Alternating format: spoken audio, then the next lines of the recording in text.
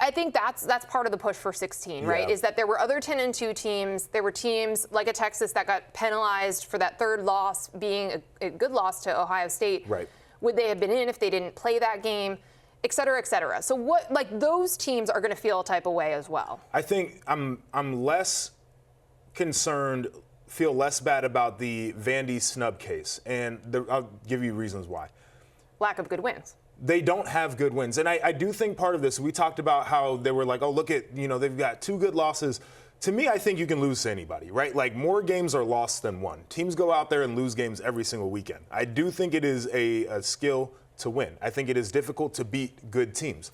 And Vandy just didn't do that. And by the way, Diego Pavia, who's probably going to be in New York, played some of his worst games against the best teams that they had on their schedule. So for me, I'm not I don't feel as bad about Vandy's case. For Texas, one of their losses was egregious to Florida. They had the blowout loss to Georgia. Like, those are 2 reasons right there where you cast them aside.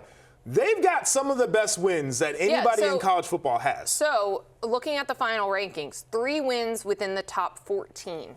Like, that to me is a team that you have to strongly consider as a playoff team, because I think any of these teams that are in this bracket, except for Indiana because they haven't proven it to us, they can all lose. Any of these teams can lose.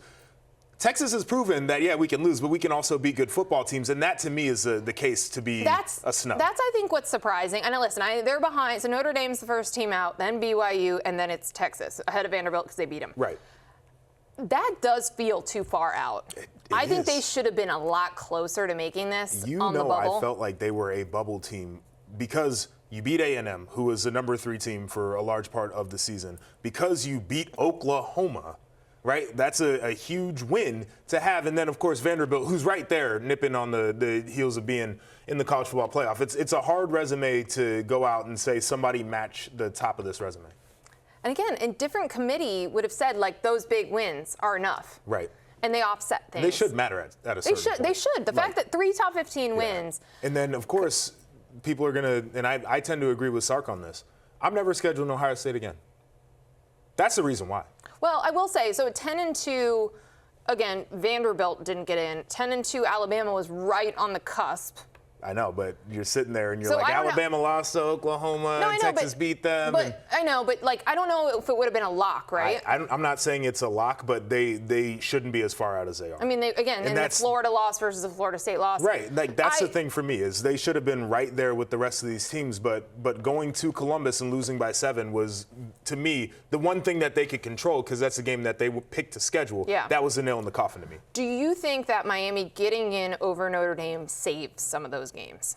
Because that was the second part of it, of like, they're not even getting credit for winning one of those games. So why should anyone schedule it? Would have been a non-starter if Notre Dame would have been in over Miami for people to go out and schedule those games, because you have to get credit for winning it. Yeah. Right? I think the idea that you're overly penalized potentially for losing one of those games is bad for, like, again, Sark said they've got Ohio State, they got Michigan coming up, they'll honor it. After that, he doesn't know. I agree with you, bro.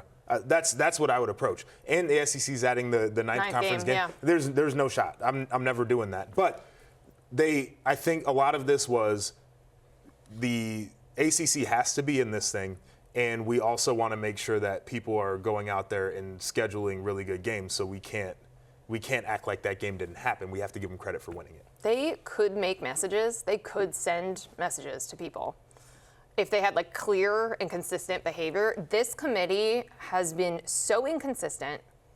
It had so many opportunities to put Miami ahead of Notre Dame before the final set of rankings. They were like the whole time. I think what they did was the very first rankings they had, Miami was coming off those losses. Mm-hmm. So they're like, all right, great, we'll have them 8 spots apart. And not they were expecting them to lose more. Probably. I mean, they didn't look good. Right.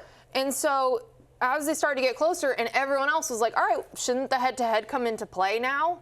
They dug in on that and didn't do it. So it's hard to imagine, again, with the inconsistencies on, a bad loss is a really bad loss. Right. Now it's actually not. It's fine. Alabama's fine regardless. A blowout loss, it's fine regardless. Well, for you, but not for BYU. Right. it's hard to, like, this committee was more inconsistent than any other past one. Yeah. And that's where, like, I'm not even sure what message they would send. I don't know if people will be okay with scheduling big non-conference games after this mixed bag. No, I mean, it is a question of, like, okay, well, regardless of the outcome of this, what is going to happen to my team?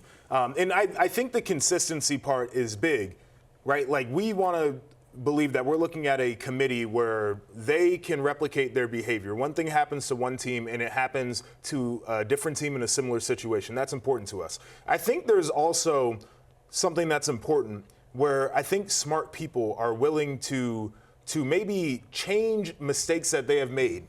And when they're asked about them, say, oh yeah, you know what, like, we overlooked that in the past, or like maybe we didn't honor something that we stood true to, but we have realized the error of our ways and we're gonna make this right. That's, to me, what smart people with integrity do. Yeah, they did not. They don't just They had opportunities to do it and they're just like, screw it, we did it, like, whatever. All right, this is fun. This just crossed the feed. BCS, Okay. The simulated BCS, this is what it would have looked like. It is exactly the same, except Notre Dame would have been ahead of Alabama and Miami. Okay, so I feel like that is it might be the most important part of the conversation that we're having here. Like, those were the teams. So Oklahoma, though, was where they were, Yeah, even though we said other metrics had them a lot lower.